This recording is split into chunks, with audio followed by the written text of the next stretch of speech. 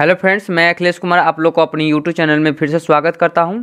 आज मैं लेकर आया हूं मैथमेटिक्स यानी मैथ का मॉडल सेट थ्री का ए लेकर आया हूं, जिसमें मैं 1 से 50 तक बताऊंगा। इसमें 1 से 50 तक बताऊंगा। उसके बाद हमारा आएगा पार्ट बी। यानी मॉडल सेट थ्री का पार्ट बी आएगा। मॉडल सेट थ्री का पार्ट बी आएगा, जिसमें 1 से 3 का बी आएगा, जिसमें इसमें क्वेश्चन रहेगा 51 से लेकर 100 तक क्वेश्चन रहेगा। ठीक है, एक एक क्वेश्चन को एक एक करके हल करते चलेंगे। दोस्तों हमारे साथ बने रहिए। हमारा अभी तक चैनल सब्सक्राइब नहीं किए हैं तो सबसे पहले सब्सक्राइब कर लीजिए और अपने दोस्तों में भी शेयर कर दीजिए। चलिए 1 नंबर क्वेश्चन से शुरू करते हैं। 1 नंबर क्वेश्चन में क्या कहा जा रहा है, ये देखिए, हमारा मैथमेटिक्स सेट ए थ्री का ए है। ठीक है, और ये 10वीं कक्षा का न्यू पैटर्न पर लिया गया है और इंटरनेट से लिया गया है। ठीक है, अब चलते हैं क्वेश्चन नंबर 1 पर। 1 नंबर क्वेश्चन में क्या कहा जा रहा है, देखिए यहाँ पर समीकरण दिया हुआ है, यानी द्विघात बहुपद दिया हुआ है। द्विघात बहुपद दिया हुआ है इसमें, जिसमें पूछा जा रहा है x² - 9x प्लस में a के मूलों का गुणनफल 8 है, तो a का मान ज्ञात कीजिए। a का मान ज्ञात करना है। तो ऑप्शन में है a में है 9, b में है -9, c में 8 और d में -8 है। ठीक है, इसमें से कौन सा होगा a का मान। ठीक है, सबसे पहले समझ लीजिए यहाँ पर a का मान कितना है। इसमें a का मान 1 है। a बराबर 1। अब b बराबर, देखिए b बराबर यहाँ हो गया आपको -9 और c बराबर कितना है, a है दिया हुआ। ठीक है, तो मूलों का गुणनफल दिया हुआ है, यानी अल्फा इंटू बीटा का मान दिया हुआ है कितना, 8 दिया हुआ है। अब मूलों का गुणनफल का सूत्र क्या होता है, c बटा में a होता है। ठीक है, c बटा में a, तो c का मान कितना है, तो a है। c का मान कितना है, a। अब बटा में a का मान कितना दिया हुआ है, यहाँ पर 1 दिया हुआ है। कितना, 1। c का मान 1 दिया हुआ है। ठीक है, c का मान 1 दिया हुआ है, बराबर में दिया हुआ है 8। बराबर में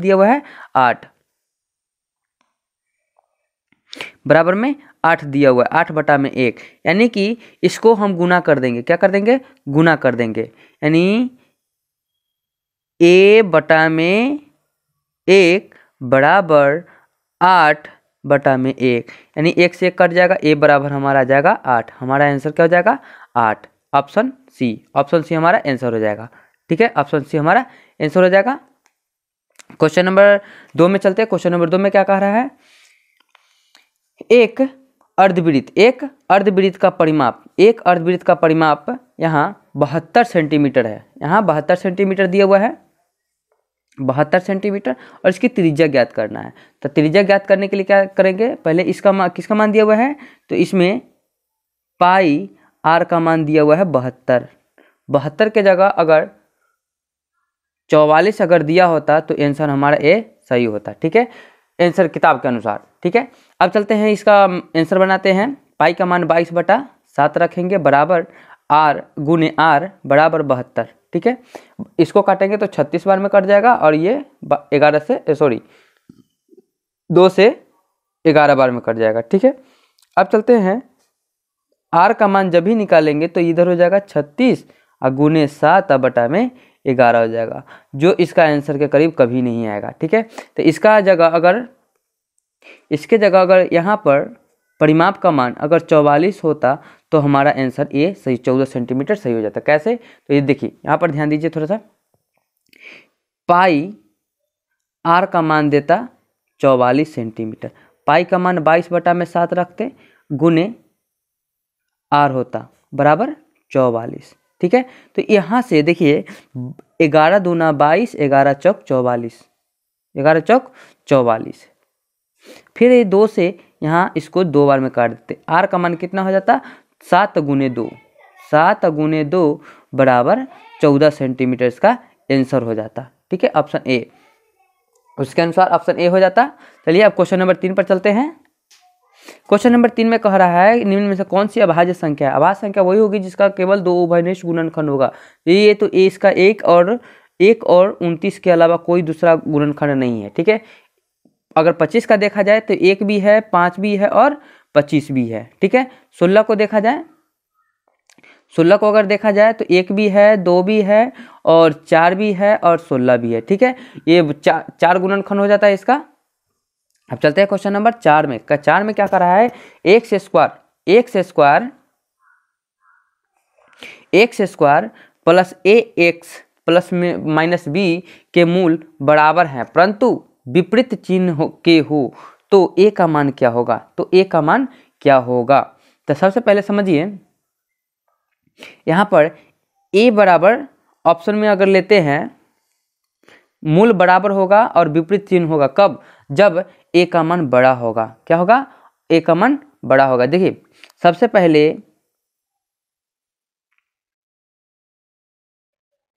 पहले यहाँ पर ध्यान दीजिए, इसको हम अगर मान लेते हैं,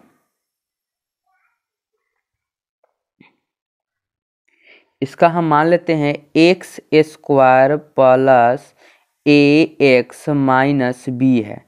ठीक है, अगर यहाँ पर इसको अगर हटा देते हैं तो ये हमें x square minus root under b के होल स्क्वायर के अनुसार पढ़ा जाएगा। ठीक है, तो सबसे पहले क्या करते हैं इसमें,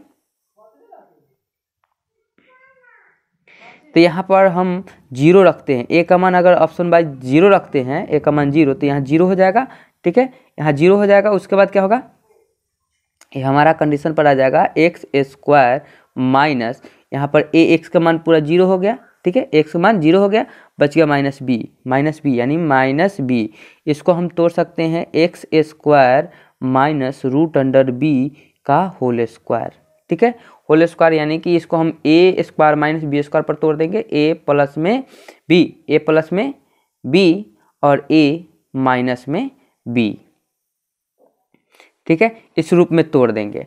इसका मान कितना हो जाएगा, ऑप्शन वाइज हमारा ऑप्शन डी सही हो जाएगा। ठीक है, अब चलते हैं क्वेश्चन नंबर 5 पर। 5 में क्या कर रहा है, एक पासे को फेंकने पर अभाज्य संख्या आने की प्रायिकता क्या होगी। अभाज्य संख्या क्या है, 1 से 6 तक में पासा में कुल 1 से 6 तक अंक होता है। 1 2 3 4 5 6, 1 2 3 4 5 6 होता है। इसमें से 2 3 और 5 अभाज्य संख्या होती है। और टोटल संख्या 6 होती है। तब प्रायिकता बराबर हो जाएगा अभाज्य संख्या की संख्या। अभाज्य संख्या कितना है, 6, अब बटा में टोटल संख्या कितना है 6, तो 1 बटा में 2 इसका आंसर हो जाएगा। प्रायिकता कितना हो जाएगा, 1/2। ऑप्शन नंबर ए हमारा सही हो जाएगा। अब चलते क्वेश्चन नंबर 6 में। 6 में क्या कर रहा है, दो समांतर रेखाओं के बीच की दूरी 14 सेंटीमीटर। दो समांतर रेखाओं, मान लेते हैं यहाँ 2 समांतर रेखा हो गया। 2 समांतर रेखाओं के बीच की दूरी 14 सेंटीमीटर। कितना, 14 सेंटीमीटर। एक वृत्त दोनों रेखाओं को स्पर्श करती है। एक वृत्त है, दोनों रेखाओं को स्पर्श करती है। इसकी कितना है लंबाई, बीच की दूरी 14 सेंटीमीटर, यानी वृत्त का व्यास बराबर कितना दे दिया है, व्यास बराबर 14 सेंटीमीटर।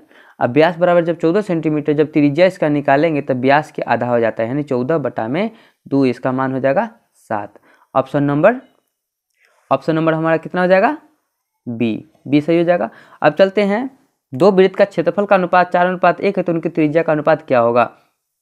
सबसे पहले समझिए इसमें क्या दिया हुआ है, क्षेत्रफल। अगर क्षेत्रफल का अनुपात दिया होगा तब क्षेत्रफल का अगर अनुपात ए अनुपात बी दिया हो तो इसका त्रिज्या जब पूछा जाएगा तो इसको क्या करेंगे, रूट अंडर ए अनुपात रूट अंडर बी कर देंगे। ठीक है, रूट अंडर ए अनुपात रूट अंडर बी कर देंगे। ठीक है, तो इसमें 4:1 है तो रूट अंडर 4 और रूट अंडर 1, तो 4 का मान 2 और रूट अंडर 1 का मान 1 हो जाएगा। 2:1 हमारा आंसर हो जाएगा। ऑप्शन नंबर बी हमारा आंसर हो जाएगा।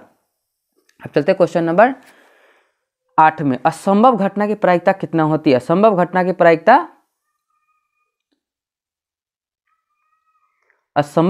प्रायिकता कितना होती है, तो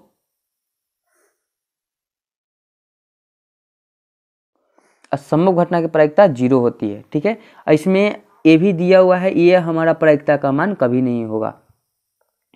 ठीक है, इसका ऑप्शन ए हमारा सही हो जाएगा। ठीक है, अब चलते हैं क्वेश्चन 9 में कहता है कि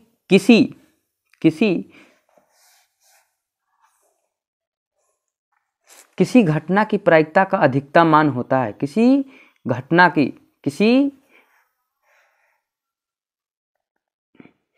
घटना की प्रायिकता का अधिकतम मान होता है तो 1 के बराबर होता है। कितना के बराबर होता है? 1 के बराबर होता है।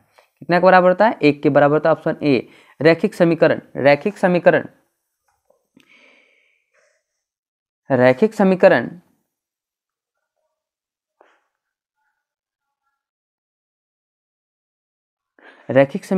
ए x + 3y - 4 = 0, 2x - 5y - 1 = 0 है।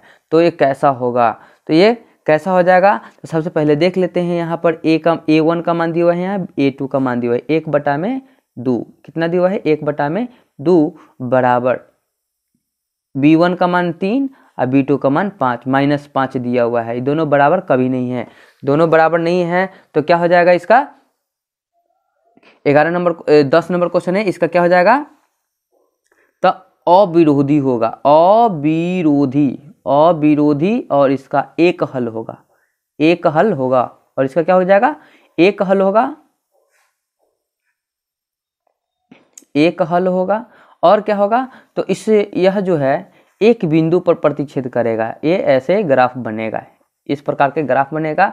ठीक है, अब चलते हैं क्वेश्चन नंबर 12 में। क्वेश्चन नंबर 11 में क्या कहा जा रहा है? यदि कार्तीय तल की स्थिति किसी बिंदु का इतना है 3, -4 है तो कोटि का मान क्या हो जाएगा? तो किसी भी बिंदु का निर्देशांक जो होता है वह x, y के रूप में होता है। x अक्ष वाला को भुज कहते हैं और y अक्ष वाला को कोटि कहते हैं। क्या कहते हैं? कोटि कहते हैं। ठीक है, इसमें कोटि का मान क्या दिया हुआ है? तो कोटि का मान दिया हुआ है -4। ऑप्शन हमारा क्या हो जाएगा? ए। ऑप्शन ए हमारा सही हो जाएगा। अब चलते हैं क्वेश्चन नंबर 12 में। यदि 2 चर में से 2 रैखिक समीकरण के हल अनंत हो तो उनके आलेख कैसे होंगे? तो दोनों जो है अनंत हल होंगे तो दोनों रेखाएं क्या होगी? समपाती होगी, यानी समानांतर होगी। क्या होगी? समानांतर होगी।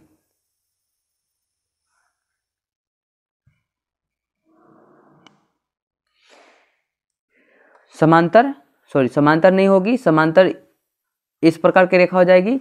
समांतर नहीं होगी, संपाती होगी। क्या होगी? संपाती होगी, यानी एक ही रेखा पर दोनों रेखाएं, जैसे मान लीजिए इसका P और Q है और इसी पर आधारित एक और रेखा खींची गई है। इसी पर आधारित एक और रेखा खींची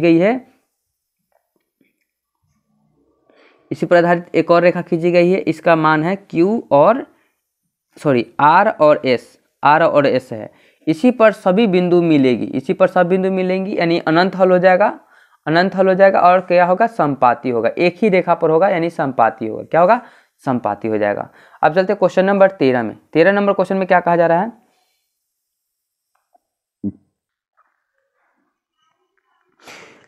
13 नंबर क्वेश्चन में क्या कहा जा रहा है? 13 नंबर क्वेश्चन में कह रहा है 3.27 पर रेकरिंग है। ये यहाँ पर रेकरिंग खींचा गया है। रेकरिंग का मतलब होता है इसके आगे बहुत सारी संख्या जो दोहरा रही है, यानी 3.272727 ऐसे करके अनंत तक चला जाएगा। इसका मतलब है ये जो संख्या दिया हुआ है अपरिमेय संख्या है। इसी को परिमेय संख्या के रूप में बदलने के लिए 3.27 दोनों अंक दोहरा रहा है तो दोनों पर रेकरिंग दे दिया गया है। यानी कि ये हमारा परिमेय संख्या होगा। कौन संख्या होगा? परिमेय संख्या। ऑप्शन हमारा बी हो जाएगा। ठीक है, अब चलते हैं क्वेश्चन नंबर 14 में।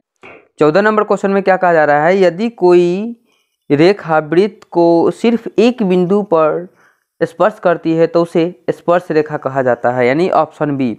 अब चलते हैं क्वेश्चन नंबर 15 में। 15 में कहा जा रहा है यदि किसी त्रिभुज ABC के दो शीर्ष दिए हुए हैं, A और B का निर्देशांक भी दिया हुआ है और केंद्रक जो बीच में बनता है उसका भी मान दिया 3,0, तो तीसरे शीर्ष का निर्देशांक क्या होगा, नियामक क्या होगा। तो इस प्रकार के जब भी क्वेश्चन है निर्देशांक वाला मध्य बिंदु या मध्य बिंदु नहीं केंद्रक यानी त्रिभुज के केंद्रक वाला क्वेश्चन रहेगा, तो सबसे पहले इसका सूत्र होता है, क्या होता है, तो इसका सूत्र होता है केंद्रक का सूत्र, केंद्रक का निर्देशांक बराबर x1 plus x2 plus x3 बटा में 3 होता है, comma y1 plus y2 plus y3 बटा में 3, यानी कि तीनों बिंदु का x वाला निर्देशांक बटा में 3, कॉमा फिर तीनों बिंदु का y वाला निर्देशांक बटा में 3, यानी x और y का मान निकल जाएगा। ठीक है, केंद्रक का मान जो हो जाएगा, केंद्रक का मान ये इसके बराबर हो जाएगा, ये दोनों का निर्देशांक के बराबर केंद्रक का मान हो जाएगा। ठीक है, अभी क्वेश्चन में दिया हुआ है पहले से ही 3,0 है, 3,0 यानी इसका मान जो है 3 के बराबर है, और y वाला मान जो है यहाँ पर ये जो दिया हुआ है y वाला मान ये हो जाएगा हमारा 0 के बराबर, क्या के बराबर हो जाएगा, 0 के बराबर हो जाएगा। ठीक है, 0 के बराबर हो जाएगा, तो चलिए मान रखते हैं इसमें। तो यहाँ x1 यहाँ x2 दिया हुआ है, x1 x2 दिया हुआ है, x3 का मान यहाँ पर ज्ञात करना है, तो x3 मान लेंगे उसको, यानी 2 प्लस 1 प्लस x3 बटा में 3 बराबर कितना का हो जाएगा, इधर x का मान दिया हुआ है 3 का, तो 3 के बराबर हो जाएगा, किसके बराबर हो जाएगा, 3 के, यानी 2 प्लस 1 प्लस x3 बटा में 3 ये बराबर हो जाएगा 3 के, कॉमा फिर हो जाएगा 2 प्लस माइनस 3,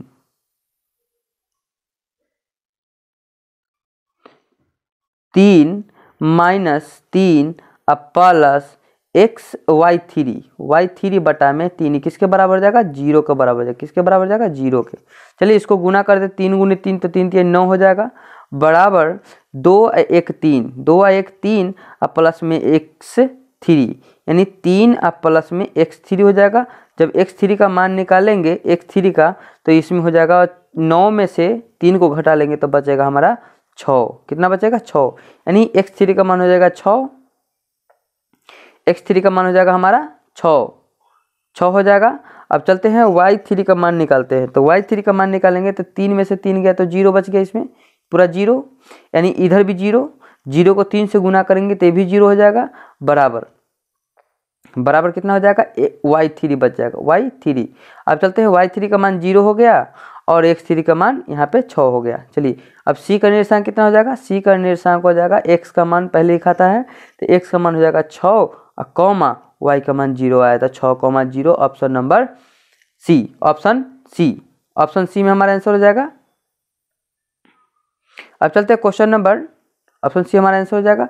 अब चलते हैं क्वेश्चन नंबर 16 में कह रहा है कॉस थीटा, क्या कह रहा है, कॉस थीटा बराबर होगा किसके, तो सबसे पहले इसका सूत्र होता है sine square theta plus cos square theta, sine square theta plus cos square theta बराबर होता है 1 के। ठीक है, तो इसमें कॉस स्क्वायर थीटा का मान पहले निकाल लेते हैं, कॉस स्क्वायर थीटा का मान निकालेंगे तो कॉस स्क्वायर थीटा बराबर हो जाएगा 1 माइनस साइन स्क्वायर थीटा। ठीक है, और जैसे ही इधर से स्क्वायर हटेगा ये वाला तो इधर रूट चढ़ जाएगा, क्या चढ़ जाएगा, रूट चढ़ जाएगा, यानी 1 माइनस साइन स्क्वायर थीटा इसका स्क्वायर हो जाएगा। ठीक है, यानी ऑप्शन हमारा हो जाएगा ऑप्शन बी हमारा सही हो जाएगा। ठीक है, अब चलते क्वेश्चन नंबर 17 पर चलते हैं। 17 नंबर क्वेश्चन में क्या कहा जा रहा है, 17 में कहा जा रहा है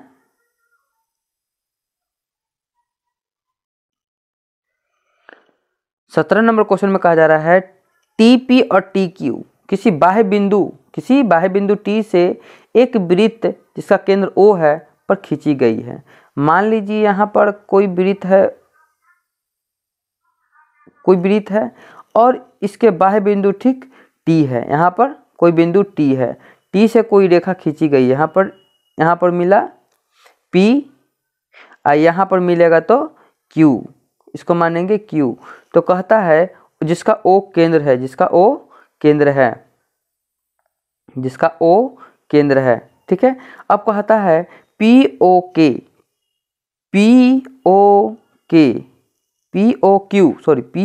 बराबर 120 डिग्री, 120 डिग्री दिया हुआ है। ठीक है, अब कह रहा है OTP कोण, OTP यानी कोण, यहाँ पर समझिए फिर से, यहाँ पर P है बिंदु, यहाँ पर Q है। अब बाह्य बिंदु कोई क्या है, यहाँ पर बाह्य बिंदु T है, बाह्य बिंदु T है। तो इसमें पूछा जा रहा है किसी ये जो कोण बना है 120 डिग्री का कोण बना है, 120 डिग्री का कोण बना है। तब पूछा जा रहा है O, यहाँ पर बिंदु O था, OT और P, OTP का मान क्या होगा। तो यहाँ पर जब पूरा 120 बना है तो इसका अर्धक है, तो यहाँ पर बन जाएगा 60 डिग्री। कितना बनेगा, 60 डिग्री बन जाएगा यहाँ पर। जब यहाँ पर 60 डिग्री बनेगा,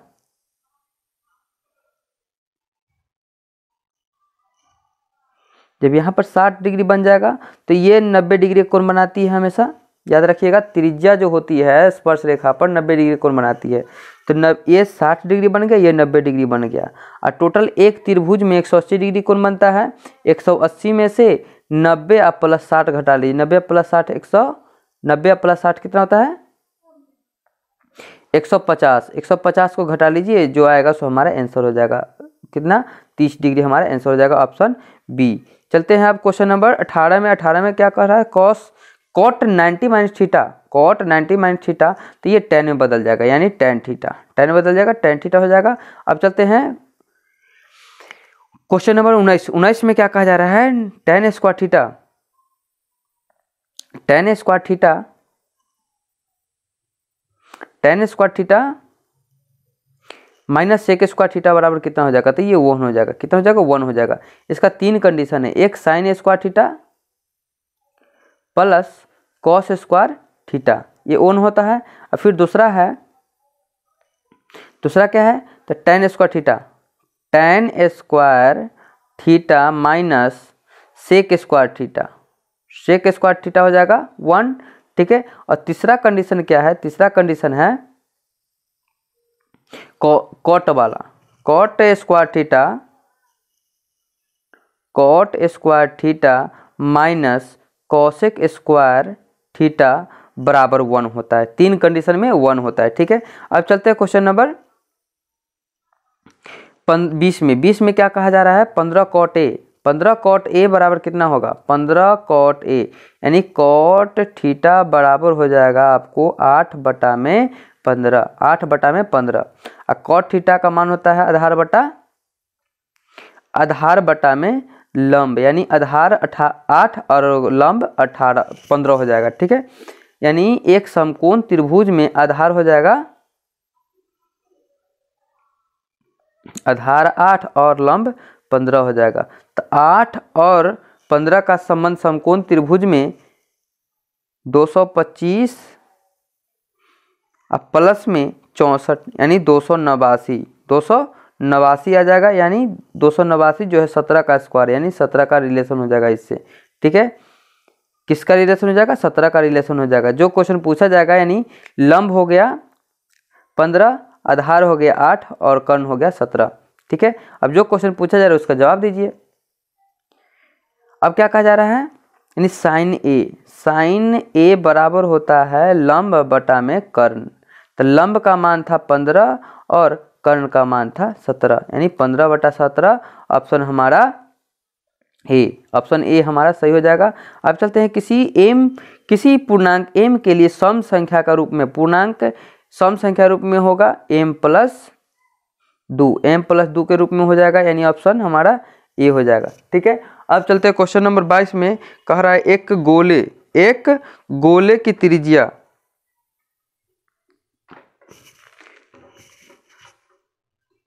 एक गोले का वक्र पृष्ठ दिया हुआ है 144 पाई, 144 पाई दिया हुआ है, 144 पाई दिया, तो उसकी त्रिज्या ज्ञात करनी है, उसकी त्रिज्या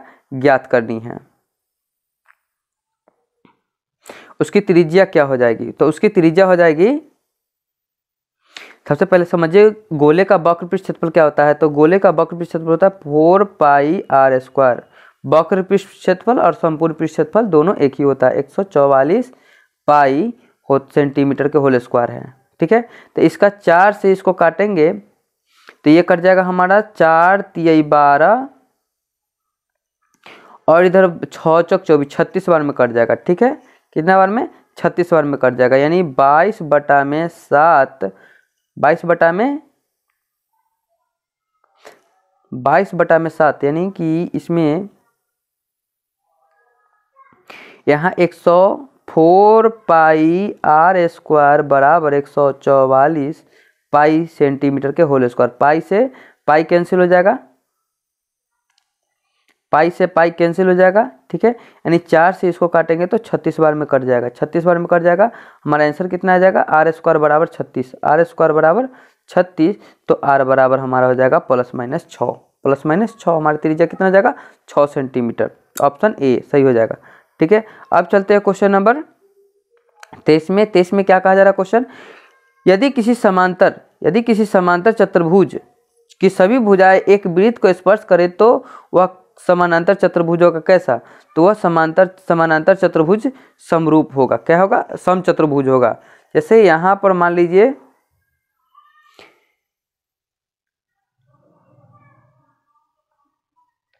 ये वृत्त है। क्या है? वृत्त है। इसको कोई समांतर चतुर्भुज एक दूसरे को क्या कर रहा है? 4 बिंदु पर मतलब मिल रहा है, तो इस कैसा हो जाएगा? सम चतुर्भुज हो जाएगा। कैसा हो जाएगा? सम चतुर्भुज इसका चित्र बनेगा। चलिए अब चलते हैं क्वेश्चन नंबर 24 में। 24 में क्या कहा जाए? देखिए यहाँ पर जब भी tan 65 डिग्री और cot 25 डिग्री, जब भी ऐसा क्वेश्चन रहे तो इसको जोड़ लीजिए, दोनों को जोड़ लीजिए। अगर 90 डिग्री पूर गया तो इसका मान 1 हो जाएगा, इसका मान 1 हो जाएगा। 65 और 25 को जोड़िएगा तो 90 डिग्री हो जाएगा और इसका मान 1 हो जाएगा। ठीक है, और नहीं तो आप इसको प्रोसेस से भी बना सकते हैं। प्रोसेस से कैसे बनाइएगा? तो tan को रहने दीजिए ऊपर, tan 65 डिग्री, अब बटा में cot को बदल दीजिए। cot 90 में से कितना घटाइएगा तो 25 आ जाएगा, तो 65 घटाना होगा आपको।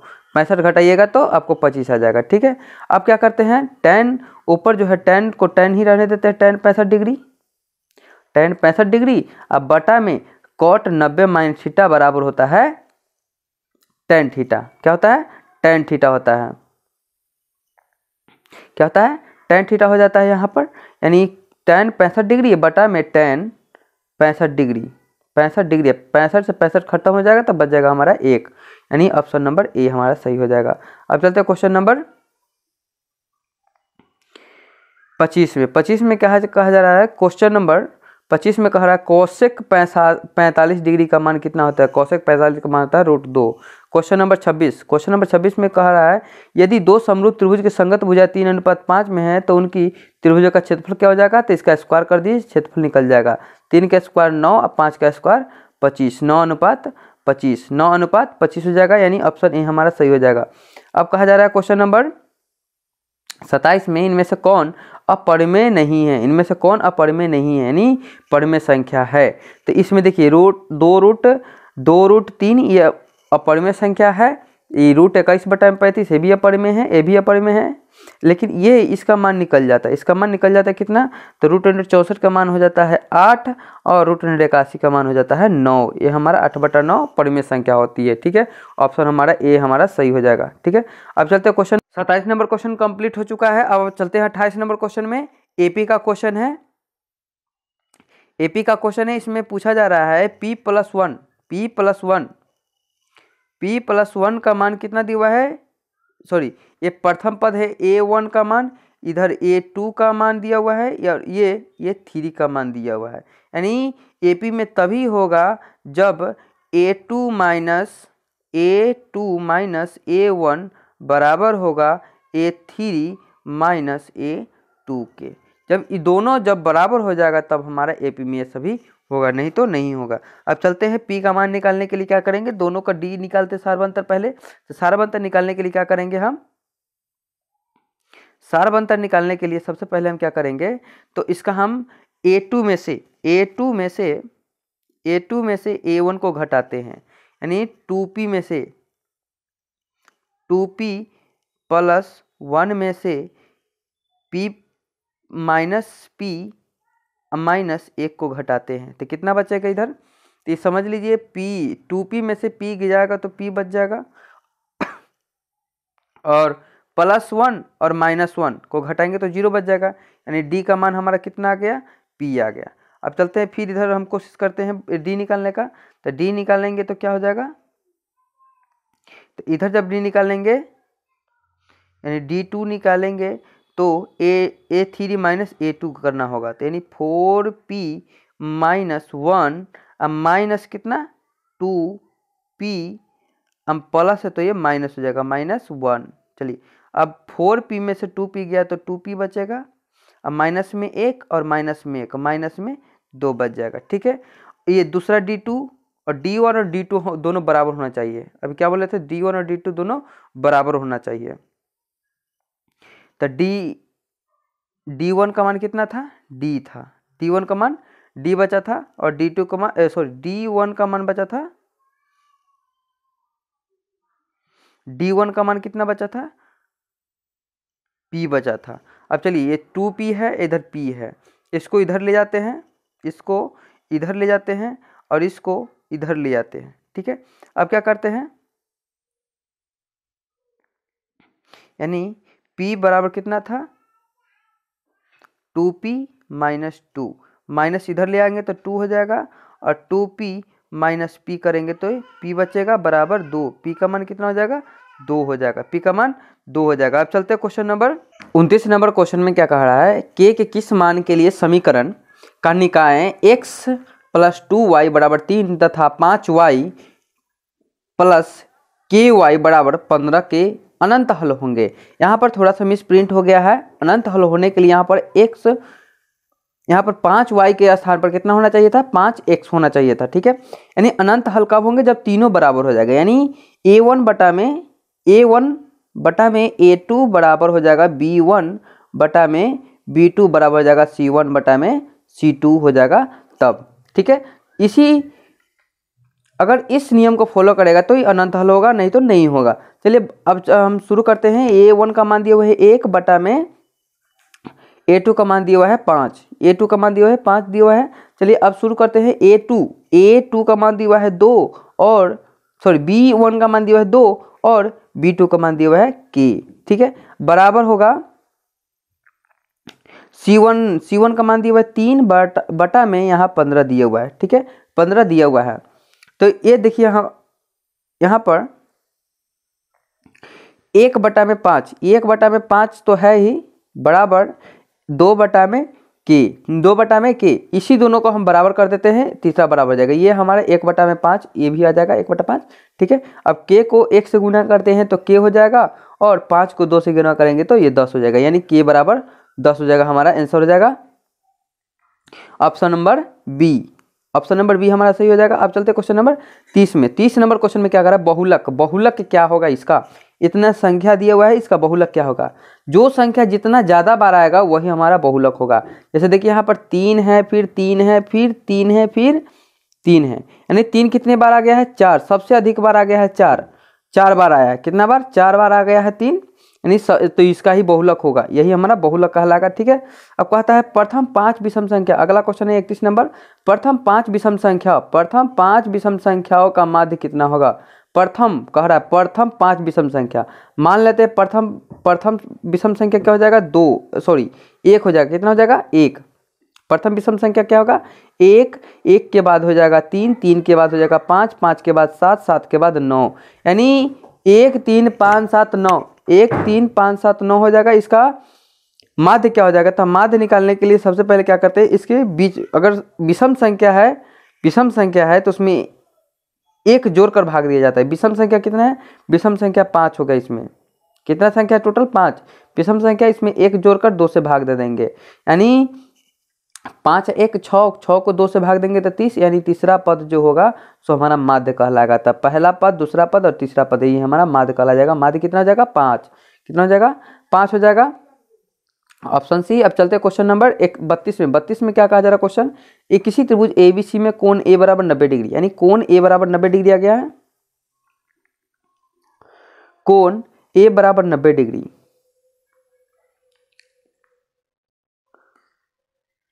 यहाँ 90 डिग्री आ गया है, और BC ए बराबर 90 डिग्री दिया हुआ है, मान लीजिए ये वाला बी है, ये वाला सी है, ठीक है। बीसी का मान 13 दिया हुआ है और ए बी का मान दिया हुआ है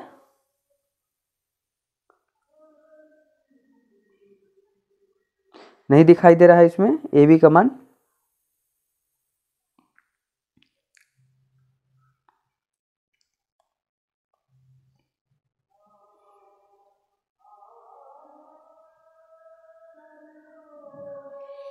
ए बी का मान मेरे हिसाब से 12 होना चाहिए था, इसमें नहीं दिखाई दे रहा है। ए बी का मान 12 होना चाहिए, ठीक है। तो ए सी का मान पूछा जा रहा है, ए सी का मान पूछा जा रहा है, यानी 13 का स्क्वायर 169, अब माइनस 144 को घटा दीजिए, 144 को घटा दीजिए, इसका स्क्वायर कर दीजिए, कितना बचेगा 25 बचेगा। √25 का मान होता है 5, यानी ए सी का मान हो जाएगा, इसका आंसर 5 हो जाएगा, ऑप्शन नंबर सी हो जाएगा, ठीक है, ऑप्शन नंबर सी हो जाएगा। अब चलते हैं क्वेश्चन नंबर 33 नंबर क्वेश्चन में क्या कहा जा रहा है, cos ए बराबर 1/2, cos ए बराबर 1/2 है तो 1 - 2 cos स्क्वायर ए बरा का मान कितना हो जाएगा। तो सबसे पहले समझिए इसका, जितने यहाँ पर दिया हुआ है cos ए का मान 1/2 रखना है, तो यहीं पर क्वेश्चन को सॉल्व करते हैं। तो 1 - 2 गुने 1/cos का मान कितना दिए, 1/2, 1/2 का होल स्क्वायर कर दीजिए, 1/2 का होल स्क्वायर कीजिएगा तो यहाँ पर 4 आ जाएगा, कितना जाएगा 1 - 2 गुने 1/4, यानी ये यहाँ से इसको काटिएगा तो 2 आ जाएगा, ठीक है, यहाँ 2 कट जाएगा, यानी हमारा बच जाएगा 1 में से 1/2 को घटाना है, 1/2 को घटाना है तो इधर एलसीएम 2 आ जाएगा, 2 - 1/2 आ जाएगा, यानी 1/2 हमारा आंसर हो जाएगा। इसका आंसर कितना हो जाएगा 1/2, 1/2 हो जाएगा, ऑप्शन नंबर ए हमारा आंसर हो जाएगा 33 का ऑप्शन ए। चलते हैं 34 में क्वेश्चन में क्या कह रहा है,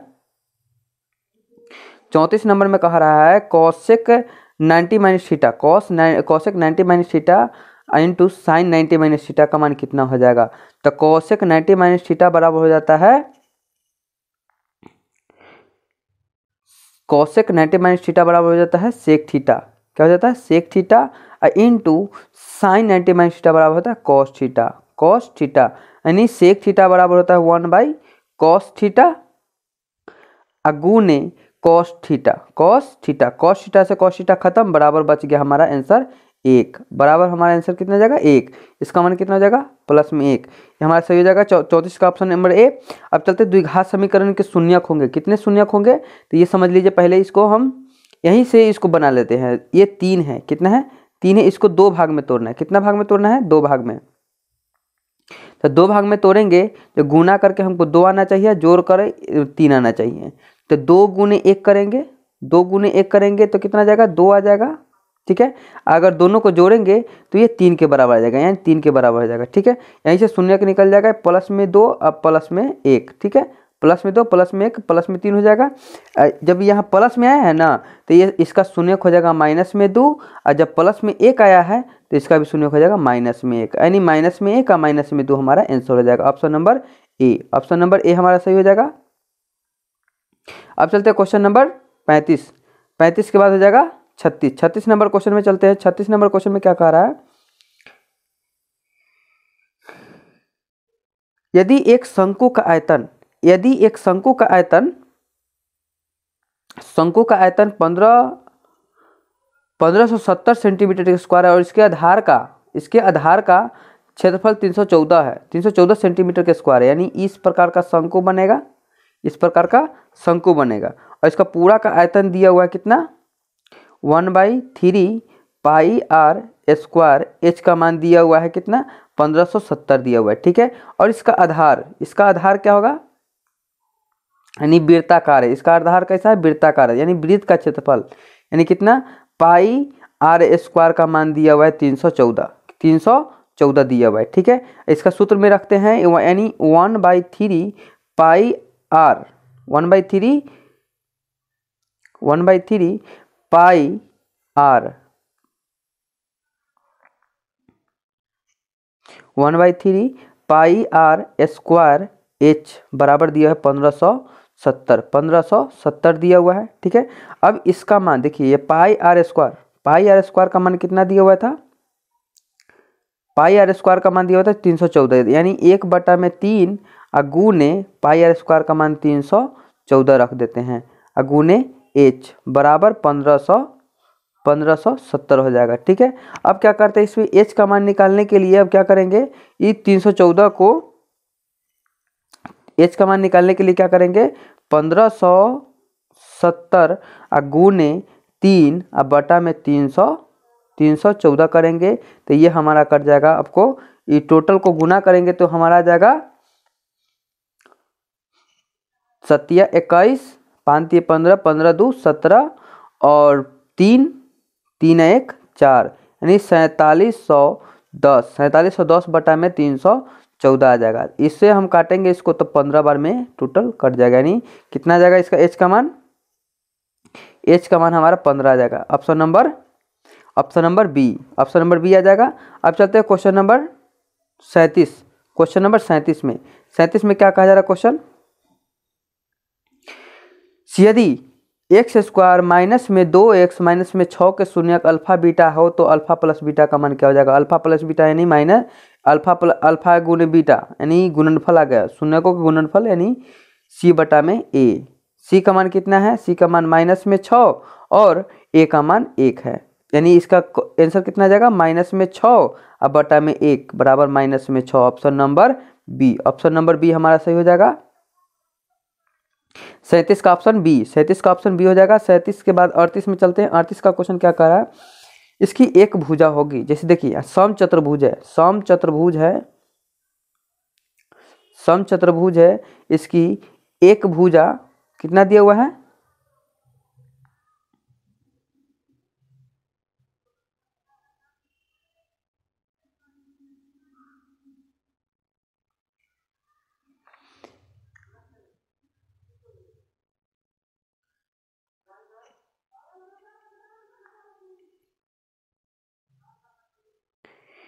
ये 30 दिया हुआ है और दूसरा विकर्ण 40 दिया हुआ है, तो इसमें एक भुजा हो सकती है, कितना हो सकती है, एक भुजा हो सकती है 40 और 30 है, तो इसका एक भुजा 20 हो सकता है। कितना हो सकता है, 20, यानी 37 का आंसर क्या हो जाएगा, 38 का आंसर हो जाएगा आपको ऑप्शन नंबर सी, यानी 25 सेंटीमीटर क्या हो जाएगा, 25 सेंटीमीटर का आंसर हो जाएगा। अब चलते हैं 39 नंबर क्वेश्चन में क्या कहा जा रहा है,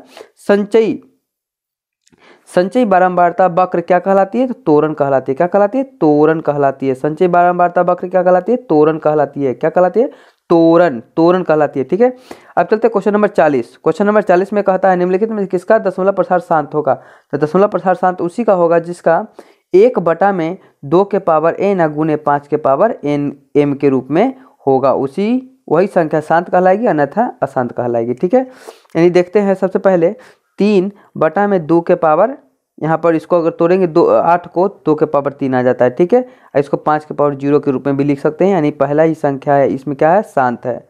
पहला संख्या ही क्या है, शांत है। ऑप्शन नंबर ए हमारा सही हो जाएगा। अब चलते हैं क्वेश्चन नंबर 41। क्वेश्चन नंबर 41 में कहता है किसी वृत्त की परिधि, यानी वृत्त की परिधि क्या होता है, 2πr का मान कितना दिया हुआ है, 462 दिया हुआ है, तो इसकी त्रिज्या क्या होगी, यानी 2 से इसको काटेंगे तो कट जाएगा हमारा कितना, 2 3 1, 231 बार में कट जाएगा, 231 बार में, यानी पाई का मान हो जाएगा 22 बटा में 7 गुने आर का मान कितना हो जाएगा, 231। अगर इसको हम काटते हैं 11 से तो 11 दूना 22, इसको काटते हैं तो 11 दूना 22 आएगा, 11 एकम 11, यानी 21 बार में। ठीक है, जब इसको हम काटेंगे, जब आर का मान निकालेंगे तो आर बराबर हमारा हो जाएगा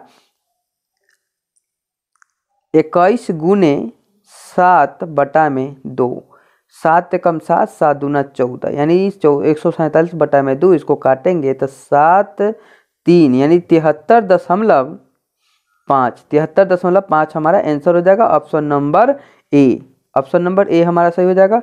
अब चलते हैं के किस मान के लिए वास्तविक तथा असमान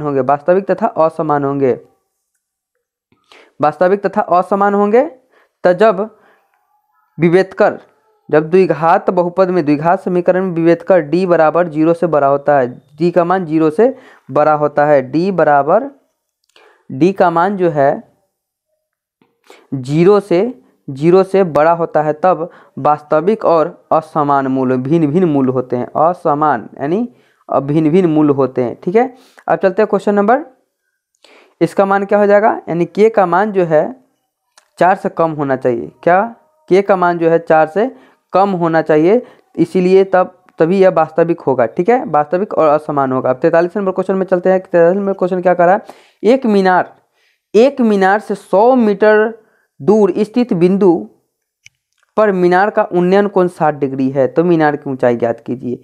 यानी कि कह रहा है क्वेश्चन, एक मीनार से, मान लीजिए यहाँ ए और बी एक मीनार है, ए और बी एक मीनार है। ठीक है, इससे 100 मीटर की दूरी पर कोई बिंदु है जिसका शिखर से उन्नयन कोण 60 डिग्री है। कितना डिग्री, 60 डिग्री है। ठीक है, तो हमसे पूछा जा रहा है मीनार की ऊंचाई, इसकी ऊंचाई ज्ञात कीजिए। यानी ये लंब हो गया, ये आधार हो गया। ठीक है, आधार और लंब का रिलेशन tan से है, tan 60 डिग्री बराबर मीनार की ऊंचाई ए बी, मीनार की ऊंचाई ए बी बटा में 100 हो जाएगा। यानी tan 60 का मान होता है √3 बराबर ए बी, अब बटा में कितना था 100 गुने √3, 100 गुने √3 बराबर ए बी, यानी मीनार की ऊंचाई कितना हो जाएगा 100√3 हमारा ऑप्शन ए सही हो जाएगा। अब चलते हैं क्वेश्चन नंबर 44 में। 44 में क्वेश्चन क्या कर रहा है, 44 नंबर क्वेश्चन बहुत अच्छा क्वेश्चन है, समझिए इसको थोड़ा सा ध्यान से समझिए। इस टाइप के अगर जब भी क्वेश्चन रहे जो ऊपर रहेगा ना, यहाँ पर 1 प्लस कॉट स्क्वायर थीटा, तो कॉट स्क्वायर थीटा ही इसका आंसर हो जाएगा। क्या हो जाएगा, कॉट स्क्वायर थीटा हो जाएगा। ठीक है, कॉट स्क्वायर थीटा, ये इसका ऑप्शन सी हो जाएगा। यदि इस प्रकार से अगर क्वेश्चन रहेगा 1 प्लस tan स्क्वायर थीटा अब बटा में 1 प्लस कॉट स्क्वायर थीटा रहेगा, तो ये ऊपर वाला आंसर हो जाएगा, यानी tan स्क्वायर थीटा हो जाएगा। ठीक है, इसको ऑप्शन ऑब्जेक्टिव के लिए इसको याद रखिएगा, इसको याद करके चलिएगा। अगर इस प्रकार यहाँ पर 44 नंबर क्वेश्चन जो है, इसमें ऊपर क्या है, कॉट स्क्वायर थीटा है। क्या है, कॉट स्क्वायर थीटा है, तो इसका आंसर भी कॉट स्क्वायर थीटा हो जाएगा। चलिए अब चलते हैं क्वेश्चन नंबर 45 में। 45 में क्या कह रहा है कि बिंदु 2,3 की दूरी मूल बिंदु से क्या होगी, तो मूल बिंदु से जब भी दूरी निकालना हो तो एक्स स्क्वायर का और वाई स्क्वायर का जोड़ दीजिए, स्क्वायर करके जोड़ दीजिए, 2 का स्क्वायर कर दीजिए, 2 का स्क्वायर 4 प्लस 3 का स्क्वायर 9, 9 4 13 √13, इसका आंसर हो जाएगा option number C. Option number C हमारा आंसर हो जाएगा 45 का।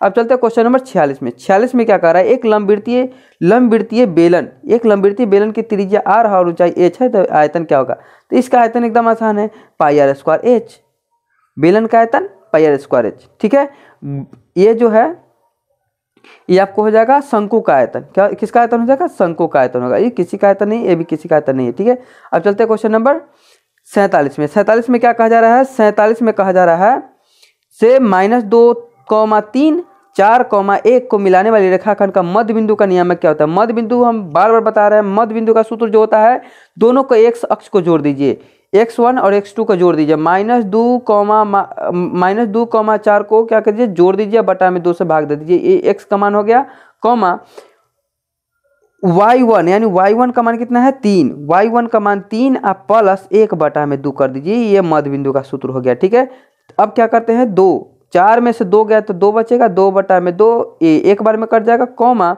3 है 1 4, 3 है 1 4 हो गया, 4 बटा में 2 जब काटेंगे इसको तो 2 बार में कट जाएगा, कितना बार में, 2 बार में, यानी 1,2 हमारा आंसर हो जाएगा option number A. Option number A हमारा सही हो जाएगा। अब चलते क्वेश्चन नंबर 48। क्वेश्चन नंबर 48 में कहता है प्लस प्लस, यानी x में भी प्लस और y में भी प्लस, तो ये प्रथम पाद में होता है, द्वितीय पाद में क्या होता है, माइनस प्लस, द्वितीय पाद में माइनस प्लस, तृतीय पाद में माइनस माइनस होता है, चतुर्थ पाद में क्या होता है, तो चतुर्थ पाद में x का मान प्लस होता है, y का मान माइनस हो जाता है। ठीक है, चतुर्थ पाद में माइनस हो जाता है। अब चलते हैं क्वेश्चन नंबर 49 नंबर क्वेश्चन बहुत अच्छा क्वेश्चन है। इसमें छठा पद और 12वां पद दिया हुआ है। छठा पद 13 और 12वां पद 25 दिया हुआ है। तो इसमें पहला पद पूछा जा रहा है, यानी हमको A6 का मान और A12 का मान दिया हुआ है और A1 का मान पूछा जा रहा है, प्रथम पद पूछा जा रहा है। ठीक है, तो सबसे पहले क्या करते हैं, इसमें सबसे पहले A6 का मान जो दिया हुआ है उसको लिख लेते हैं। A6 का मान जो दिया हुआ है उसको लिख लेते हैं। A6 बराबर कितना दिया हुआ है, तो 13 दिया हुआ है, यानी A + 5D बराबर 13। इसको समीकरण 1 मान लेते हैं। और फिर क्या करते हैं, A12 बराबर दिया हुआ है आपको 25, यानी A प्लस में 11D बराबर 25 दिया हुआ है। तब क्या करते हैं, इसमें समीकरण 2 में से समीकरण 1 को घटा लेते हैं।